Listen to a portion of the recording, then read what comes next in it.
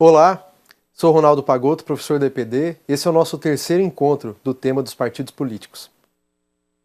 Nos encontros anteriores, especialmente no último, você acompanhou um estudo sobre a origem desse processo de luta política dentro da conformação do Estado moderno, né, na política nos termos em que a gente já conhece, em que nós temos uma luta por dentro da luta parlamentar, uma luta por disputa dos postos no executivo, né, disputa eleitoral via sufrágio universal, e o processo como se deu também com as lutas econômicas. Queria chamar a atenção de dois fatores em relação ao encontro anterior. O primeiro deles é que a luta pelo poder não é uma obviedade na luta social, né? Os setores sociais em luta iniciam seu processo de luta naturalmente por questões que tocam a sua realidade, tocam a sua vida. E isso é uma questão imediata, como a gente chama. E nesse processo vão identificando a necessidade de ter mais unidade entre as distintas empresas, entre as distintas categorias, entre as distintas regiões e também entre os distintos países. Além dessa lição de ter que ter mais unidade, de conduzir a luta com mais força, eles também vão aprendendo que todas as lutas acabam se enfrentando com uma mesma problemática, que é a problemática do poder político, do poder efetivamente. Porque a sociedade tem uma organização tal que o recorte de classes é possível se notar em toda a história dos últimos 200 anos com muita clareza. Antes também, mas nesses 200 anos do Estado moderno isso fica muito claro.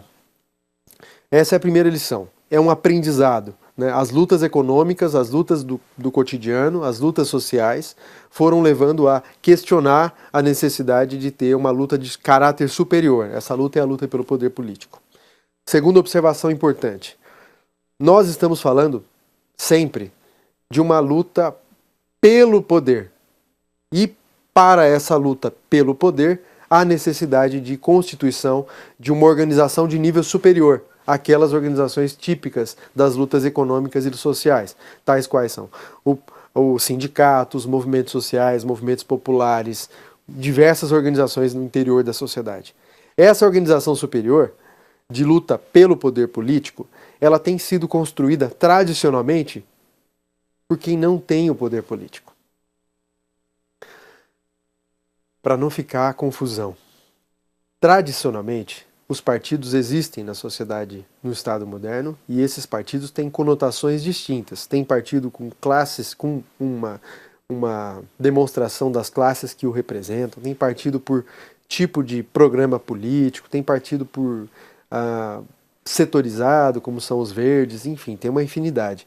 E os partidos representam todo o espectro da sociedade, tanto a esquerda quanto a direita, digamos, usando esses termos mais clássicos.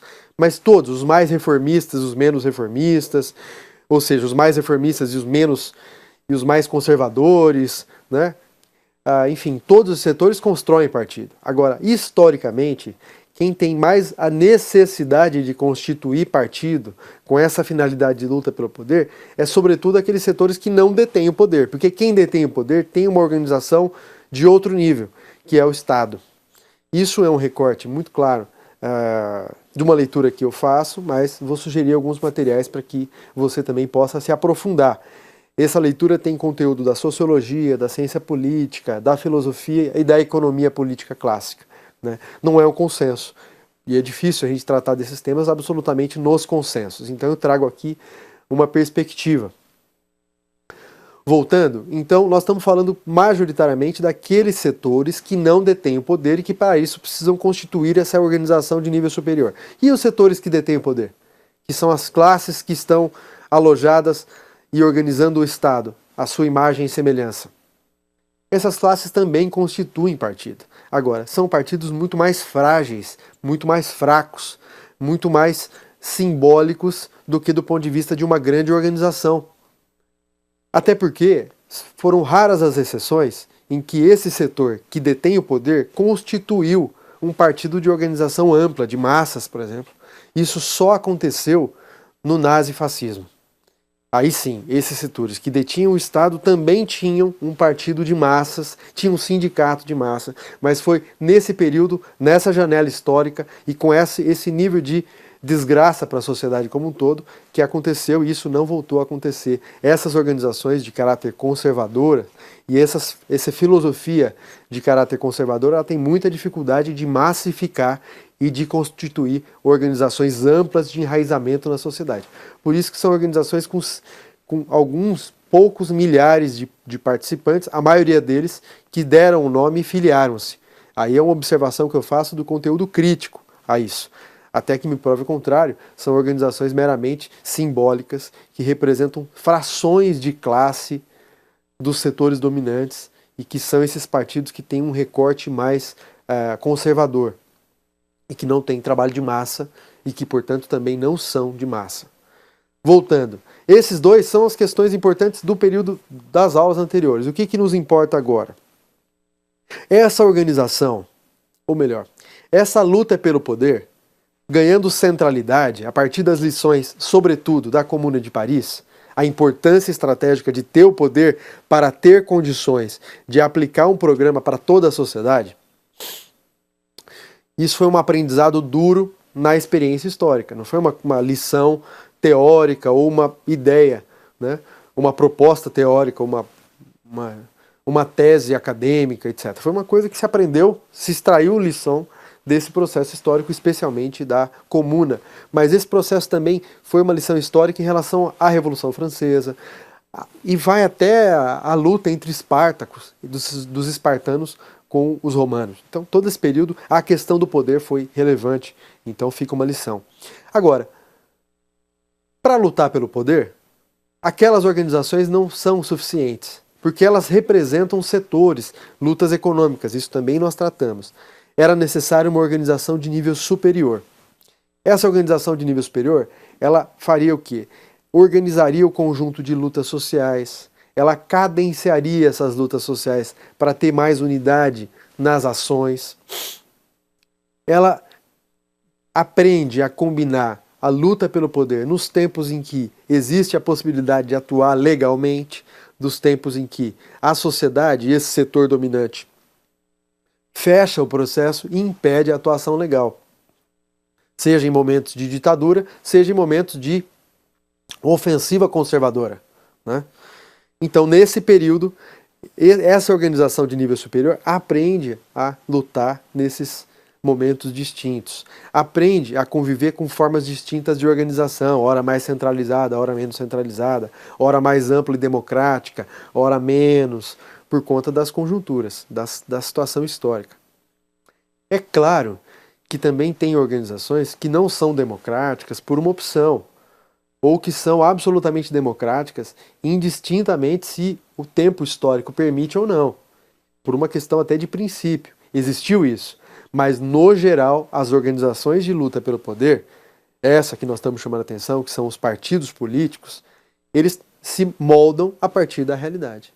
Eles têm que se moldar a partir da realidade sob o risco de aniquilamento, sob o risco de serem destruídos, de serem todos presos, esse tipo de situação típica de regime de exceção, como aconteceu no Brasil durante muito tempo.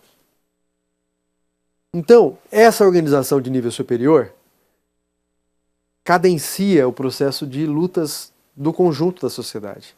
Esse é um formato de partido. Tem outros partidos que são meramente a expressão dessas lutas e têm uma maior distância com essas lutas.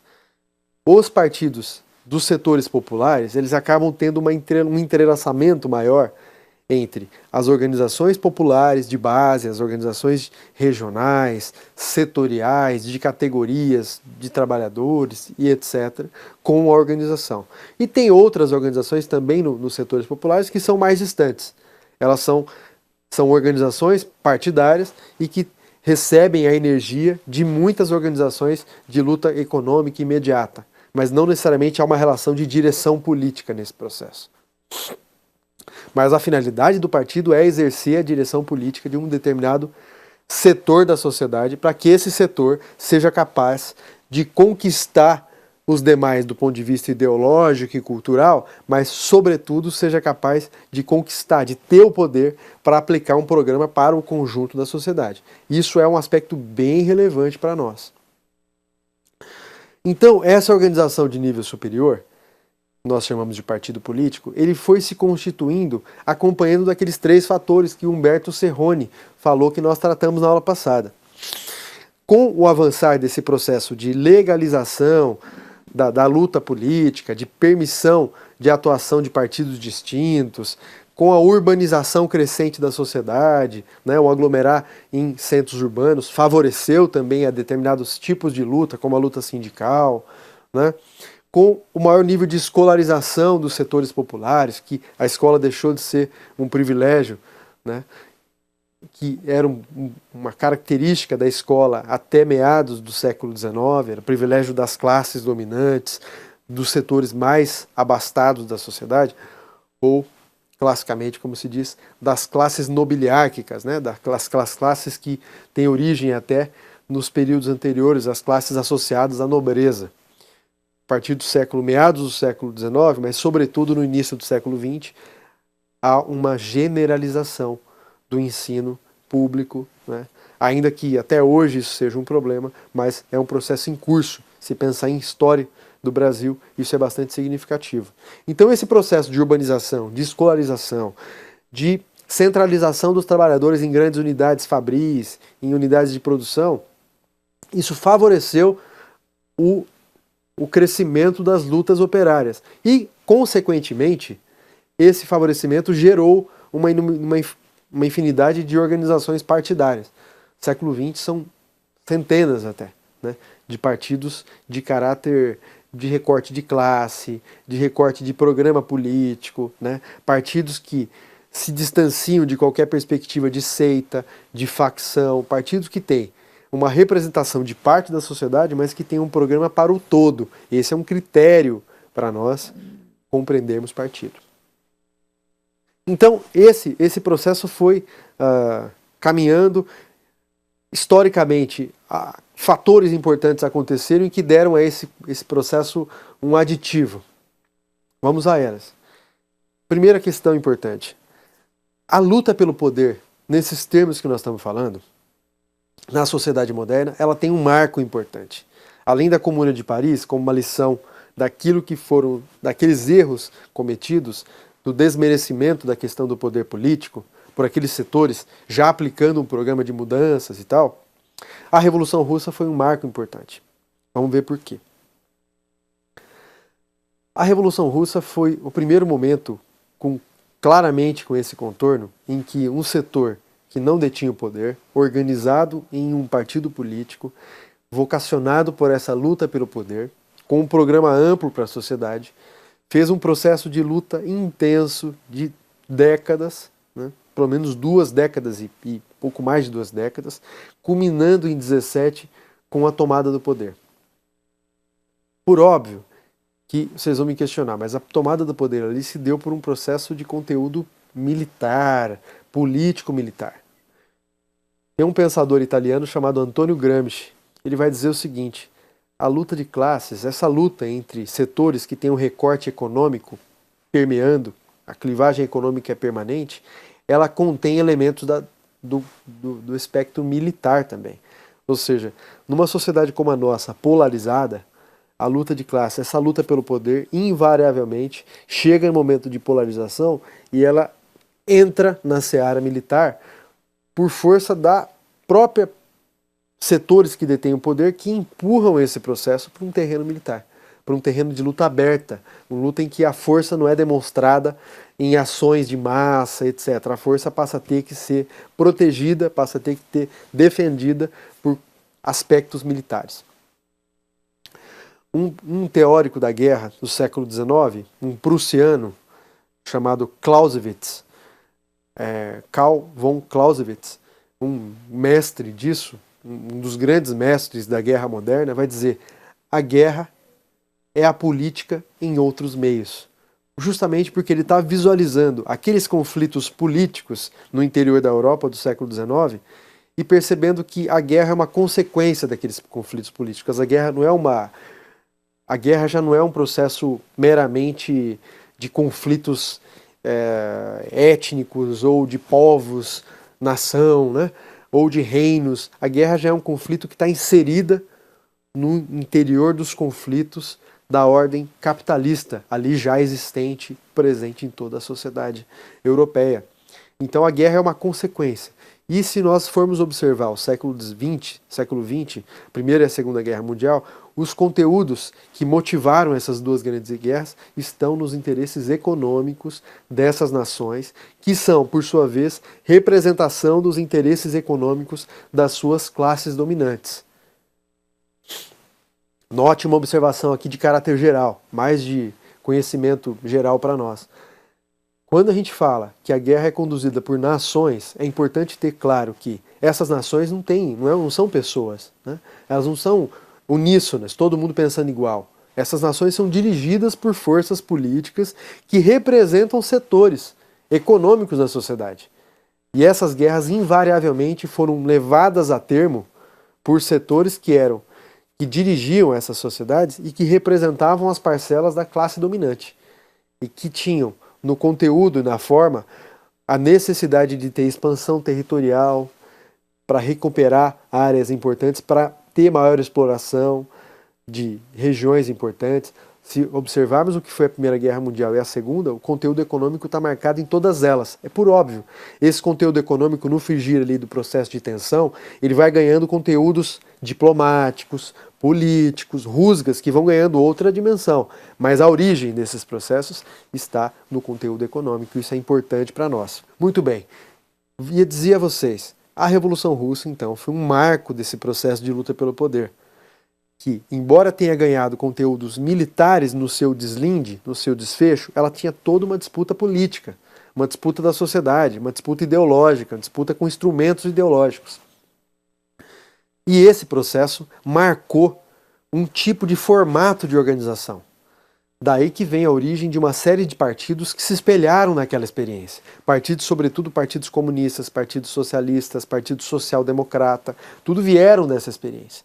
Claro que o social-democrata era anterior à Revolução Russa, mas na Revolução Russa também ganharam muitas lições do que foi aquilo, né?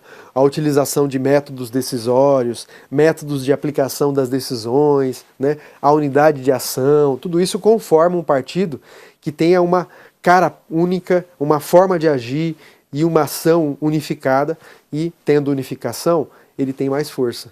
Foi um aprendizado lá.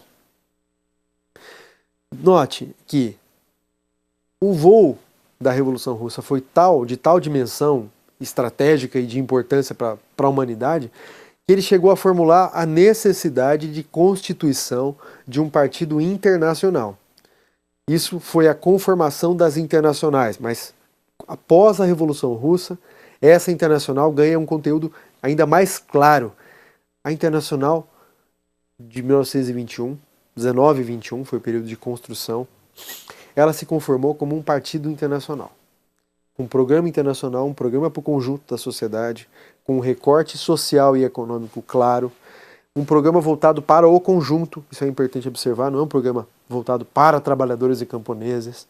Então foi um nível superior de organização, que é óbvio que tem seus limites, tem críticas e mais críticas, mas só demonstrando para você que essa luta pelo poder, que começa na percepção da necessidade de enfrentar esse tema, de que o poder é central para obter as conquistas econômicas e mais imediatas, e que essa luta vai ganhando contornos militares e de outras naturezas no processo, é algo de aprendizado, e que a Revolução Russa gera um legado que esse processo chega a ter uma ousadia de propor uma organização partidária de nível internacional. Por óbvio, isso não deu muito certo, isso acabou criando uma proposta unitária, mas que acabava não contemplando as diferenças de formação econômica e social, e isso tinha bastante diferença no processo.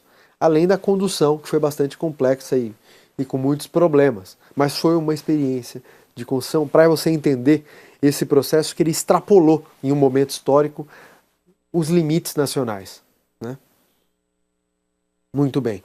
Essa então é uma organização de nível superior, que foi ganhando com a história elementos importantes. Ela adentra no século XX, sobretudo no nosso país. Nós tínhamos no século XIX partidos que tinham representação com grandes concepções de de Brasil, mas, sobretudo, baseado nos grandes problemas que existiam naquela época. Então, os clássicos partidos que se formaram. Partido Conservador, ou também denominado Partido Nacional em alguns países. Na América Latina você vai encontrar, final do século XIX, começo do século XX, em todos os países, um partido conservador ou um partido nacional, e os dois representando os mesmos setores. As oligarquias rurais, aquela classe dominante mais de nível superior em condição econômica, os setores, digamos assim, mais atrasados da sociedade. Você vai ter também, do outro lado, Partido Liberal. Liberal aqui não é no conteúdo econômico, é no conteúdo político. Aquele partido que prevê uma democratização, maior participação dos setores, mais democracia. Esse Partido Liberal também tinha nome de Partido Progressista, ou de partido... enfim, de outras denominações, mas o mais comum era Partido Liberal. No século XX, esses grandes problemas nacionais foram mudando de conteúdo e foram ganhando conteúdo das classes em disputa. E esses partidos passaram a representar programas de recorte de classe mais claro. Nós também chegamos a ter aqui, embrionariamente, partidos regionais, né? Partidos que previam a independência, buscavam independência. Até porque o século XIX no Brasil é de lutas por independência das províncias, dos estados, grande parte das lutas desse período. Mas esses partidos regionais e esses partidos com esses grandes programas, como eu falei agora, Partido Liberal versus Partido Nacional, presente na América Latina como um todo, no século XX vai mudando e vai ganhando contornos de programas mais amplos. Então você começa a ter partidos com programa social-democrata, Partido Social Cristão, mais adiante Partido do Trabalhismo ou Partido Trabalhista. No Brasil depois surgiu o Partido dos Trabalhadores, isso foi na década de 80, o PT. Você tinha partidos comunistas, né? Você tinha a volta dos partidos liberais, só que dessa vez, não como aquela concepção de liberalismo do ponto de vista da política, mas de um liberalismo do ponto de vista econômico. Eles têm recortes distintos, né? Embora possam se chamar a mesma coisa, eles são distintos. Esses partidos acabaram tendo um convívio. No Brasil, a transição do século XX foi da mudança desses partidos, como eu disse há pouco, para esses partidos mais classicamente de programas amplos, né? Então, o Partido Liberal passou a ser um partido liberal no ponto de vista econômico e por aí e daí por diante, né? Então, a construção partidária no Brasil vai expressando essa diferença do conteúdo econômico da realidade. Na medida em que você tem uma industrialização dependente, um processo de urbanização, um processo de concentração de massas urbanas, os partidos invariavelmente vão refletir esse processo. O que eu estou dizendo é para explicar por que na história do Brasil, os partidos de origem agrária, como foram o Partido Nacional e o Partido Conservador, tiveram expressão mínima, irrisória, e que no século XX, já logo nas primeiras décadas, acabaram. Por quê? Esse processo também foi, a migração para a cidade transferiu essa população e essa força econômica também para os centros urbanos e para a indústria. Então esse setor foi enfraquecendo e esse enfraquecimento resultou numa dificuldade de ter um partido próprio. Assim como as classes populares, oriundas do campo, nunca tiveram um partido próprio, porque na medida em que elas foram se constituindo, se informando mais e etc., elas também foram migrando para a cidade. E elas, na cidade, foram virar a base da indústria. E essa base de indústria foi conformando partidos mais afeitos a esse perfil em que ela estava. Partido Trabalhista, Partido Social Democrata, Partido Socialista, partidos comunistas. Isso é importante para nós. Muito bem. Então esse processo, ele também, então eu estou dizendo, ele respeitou, ele teve uma certa coerência com o processo econômico. Nós, em outros momentos, falamos, a política sofreu as determinações da economia. Por óbvio que ela também determina.